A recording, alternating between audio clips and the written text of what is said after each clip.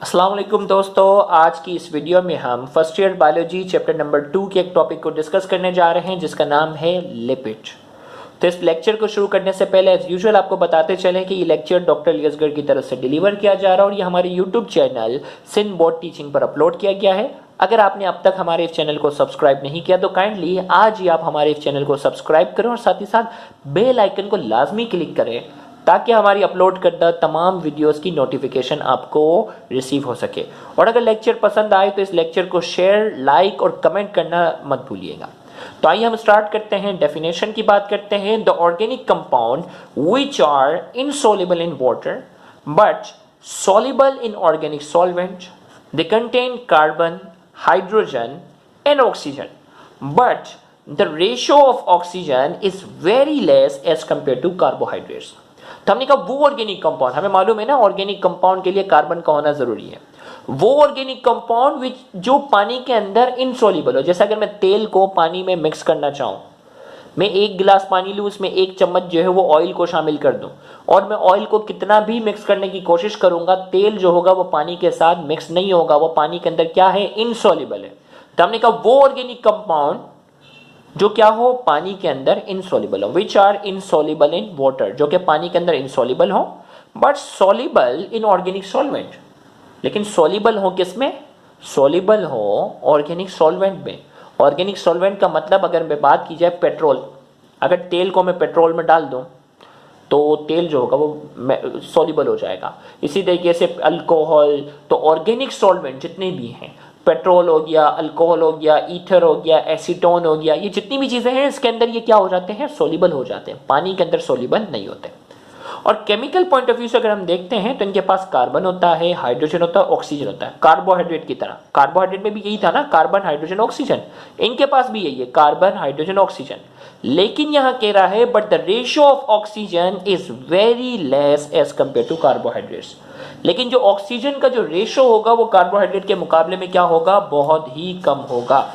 जैसे कार्बोहाइड्रेट में हमने कहा था ना, कार्बन अगर 6 है तो हाइड्रोजन जो थे वो, ऑक्सीजन भी 6 थे और हाइड्रोजन इसका क्या था, डबल था।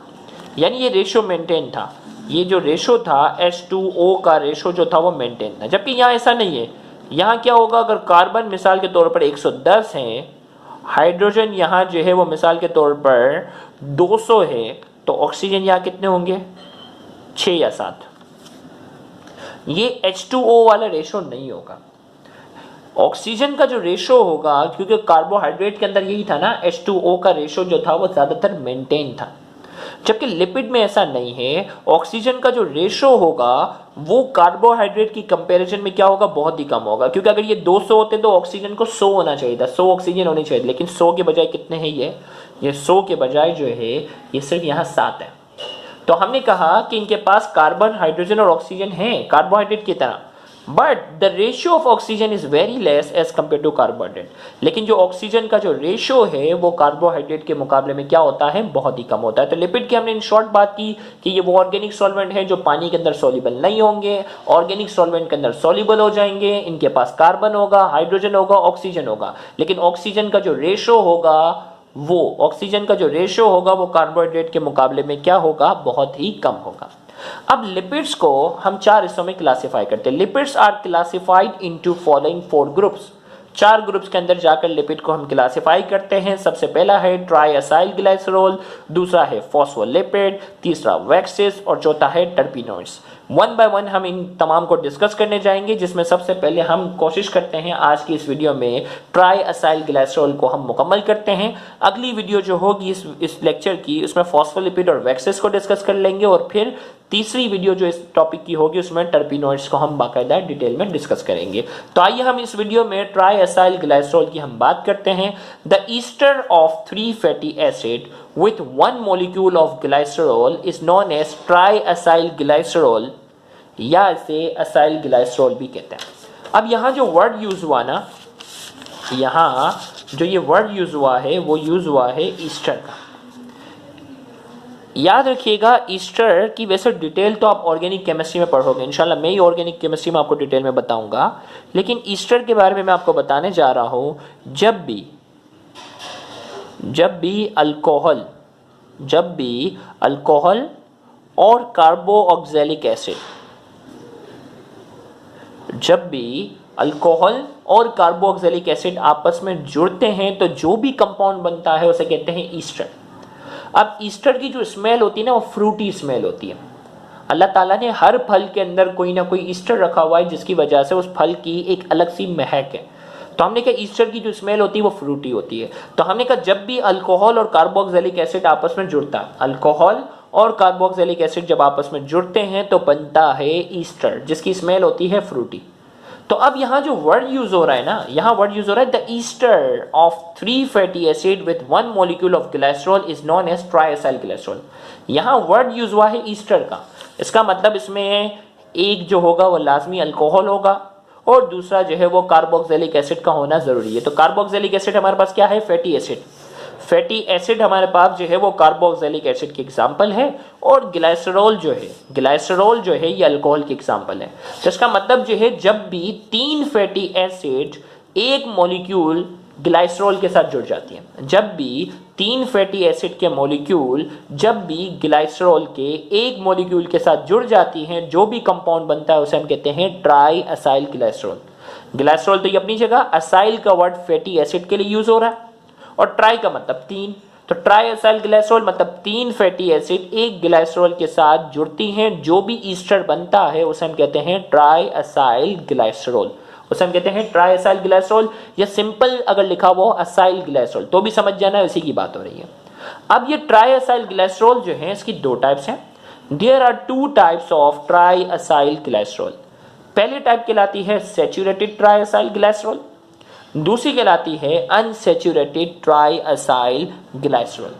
अब सैचुरेटेड ट्राई असाइल ग्लाइसरॉल की डेफिनेशन देखें, वही डेफिनेशन है, वर्ड क्या आ जाएगा? The ester of 3 saturated fatty acid with 1 molecule of glycerol is known as saturated triacyl glycerol. वही डेफिनेशन बन गई, सिर्फ फैटी एसिड के साथ एक वर्ड का इजाफा हुआ है और वो इजाफा है सैचुरेटेड।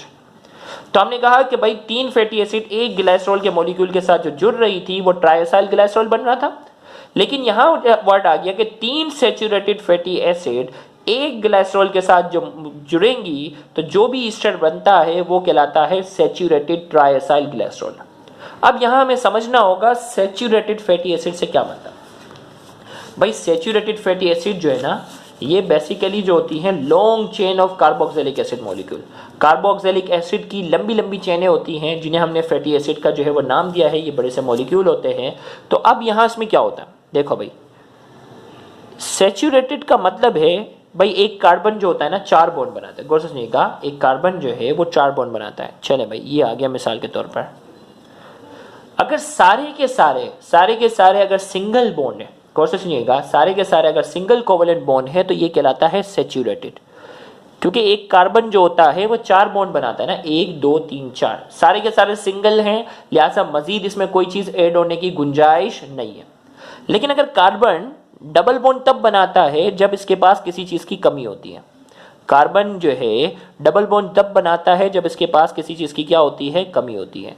अब भाई देखो डबल बॉन्ड है, डबल बॉन्ड इसलिए तब बनाया कि इसके पास 2 हाइड्रोजन कमी है, क्योंकि यहां अगर सिंगल था ना तो 2 कार्बन जो है वो 6 हाइड्रोजन के साथ जुड़ सकते थे, लेकिन यहां 2 कार्बन के साथ 1 2 3 और 4 हाइड्रोजन अवेलेबल है, 2 हाइड्रोजन की कमी है, इसीलिए मजबूरन उन्होंने आपस में क्या किया है, डबल बॉन्ड बनाया। डबल बॉन्ड शो कर रहा है कि इसके पास मजीद गुंजाइश है, 2 हाइड्रोजन दे दो ये एक्सेप्ट कर लेगा।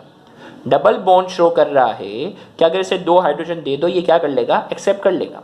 इसी तरीके से 2 हाइड्रोजन अगर और कम होते तो ये बेचारा अपने आप को स्टेबल करने के लिए ये ट्रिपल बॉन्ड बनाते हैं, क्योंकि कार्बन को 4 बॉन्ड बनाना मस्ट है ना। तो 2 यहां बने 2 ये 4 हो गए, 2 यहां बने 2 यहां बने 4 हो गए। अब यहां 2 हाइड्रोजन है ना टोटल, तो 3 बॉन्ड इन्होंने यहां बना लिए, 1 यहां, इसके भी 4 बॉन्ड पूरे हो गए, 3 बॉन्ड यहां बना, 1 यहां बना, इसके भी पूरे हो गए।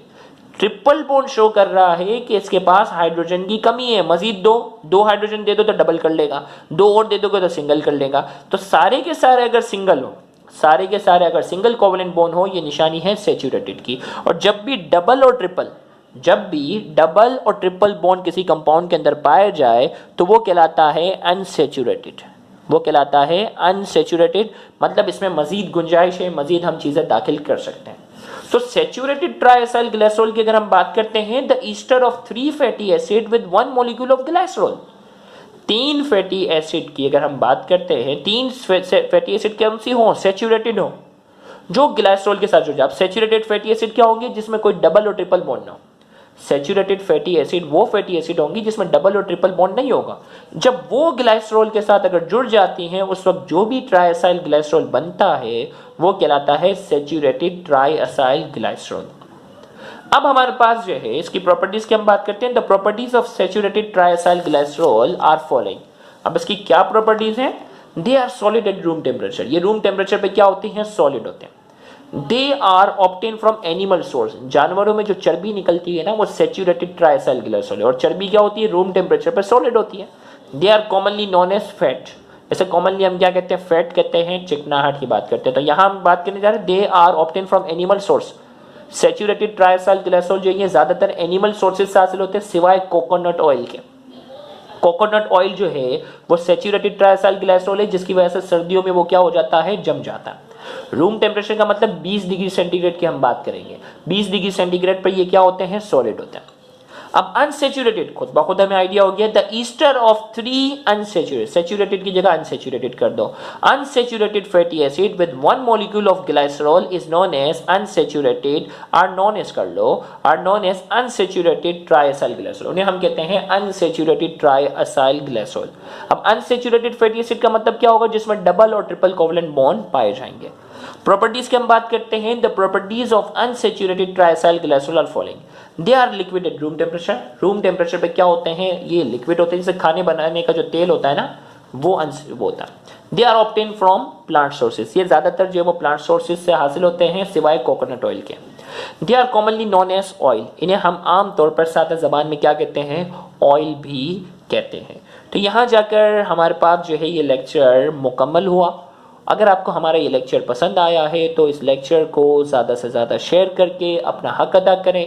याद रहे, वीडियो को लाइक करें और कमेंट में अपना फीडबैक ज़रूर दिया करें, और इस वीडियो को ज़्यादा से ज़्यादा शेयर करके उन लोगों तक पहुंचाएं जो गवर्नमेंट कॉलेजेस के बाद एक्सपेंसिव कोचिंग सेंटर्स को अफोर्ड करने की सलाहियत नहीं रखते।